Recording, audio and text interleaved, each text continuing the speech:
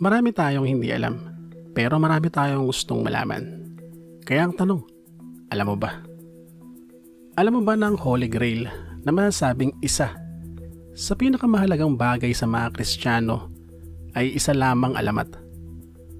Ito ang sinasabing baso na ininuman daw ng ating Panginoong Hesukristo noong huling hapunan, o mas tamang sabihin ay Lord's Supper. Ang basong ito na matagal nang hinahanap ng mga historian, archaeologists at kung sino-sino pang mga eksperto ay sinasabing nagtataglay daw ng kapangyarihan at paghihimala. Pero teka lang, paano naman nalang nasabing naghihimala kung hindi pa nga nila ito nakikita? Parang mali yata.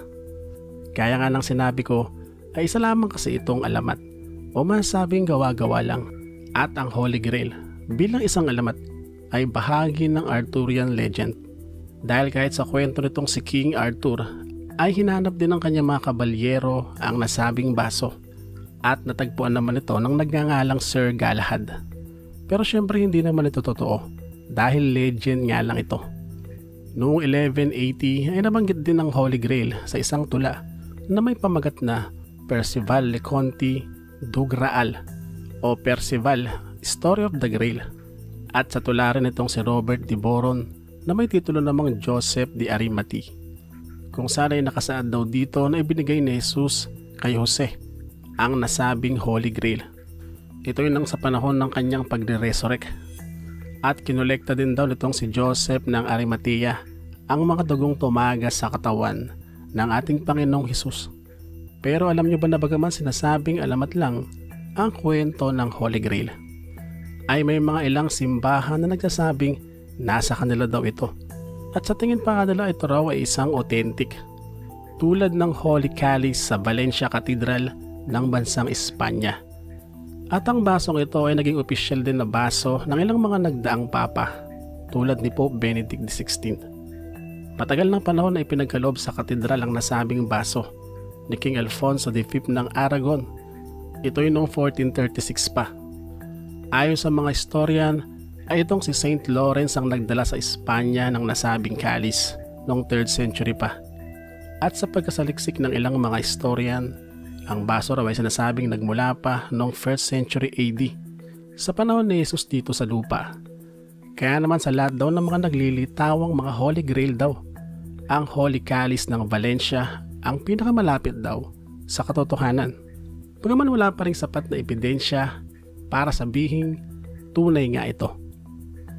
Alam mo ba na sa kabila ng maraming nagsasabi na itong si Cleopatra, ang reyna ng Ehipto, ay napakagandang babae, ay merong mga ilang natuklasang mga sinaunang coins na nagpapakita ng imahe nitong si Cleopatra na siya ay hindi naman kagandahan.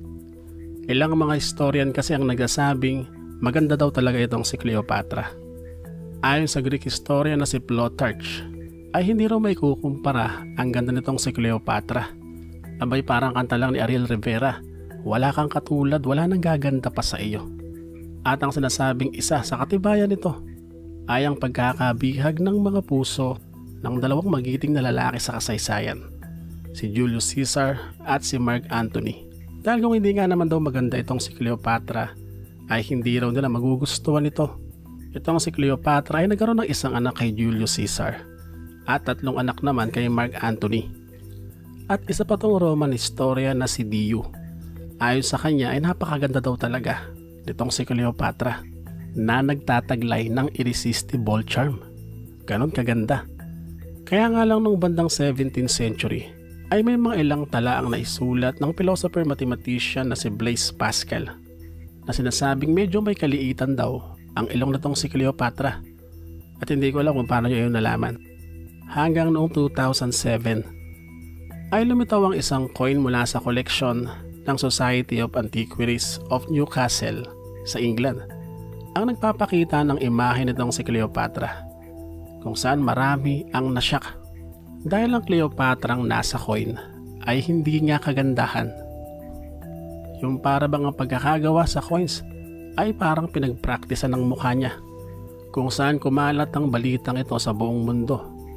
Dahilan para magkaroon ng bagong impresyon sa reyna ng Ehipto Bagaman naroon pa rin naman ang pagtatanggol ng mga nagkasabing maganda raw talaga itong si Cleopatra. Sa pagsasabing tama ang teorya na hindi daw marunong ang gumawa ng nasabing coins o baka nga raw pinagpraktisan itong si Cleopatra. Pero syempre nakakatakot naman yun, no? Na reyna pa ang pagpapraktisan mo. At bukod naman sa pagtatalo sa itsura nitong si Cleopatra ay meron din palang dalawang teorya ang kanyang pagkamatay. Unay dahil daw sa madalas niyang pag-apply ng ointment. At ang ikalawa nga ay ang kagat ng ahas. At ang tuklaw nga ng ahas ay ang pangunahing nakatala talaga na dahilan ng kamatayan nitong si Cleopatra. At pagdating naman sa panibagong umiiral na pananaw sa itsura nga nitong si Cleopatra na siyang araw ay hindi talaga maganda, ay naroon pa rin at nakatala sa kasaysayan na siya raw ay pagkaganda-ganda talagang reyna. Alam mo ba na ang pangyayari sa lugar ng Tunguska sa Siberia ay isa sa naging pinakamisteryosong pangyayari sa kasaysayan sa larangan ng siyensya, kung saan kasi mahigit isang siglo ang lumipas bago nalaman ang tunay na pangyayari. Noong June 30, 1908, isang napakalakas na pagsabog ang umalingaw-ngaw na sinasabing mas malakas pa ng 1,000 ulit sa pagsabog ng atomic bomb sa Hiroshima.